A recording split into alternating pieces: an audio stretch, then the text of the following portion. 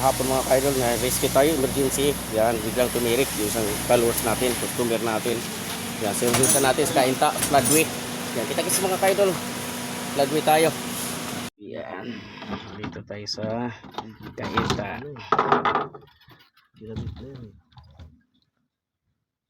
Yan.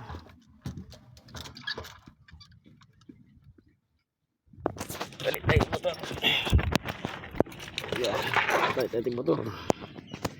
Yan mga kaidol, nakabitan natin ang fuel pump. Ito yung natin. Yan, ito pilitan natin ng motor. Yan, kinonvert natin ng pang Gen 1. Yan, salpak na natin. Yan, salpak lang pag may time.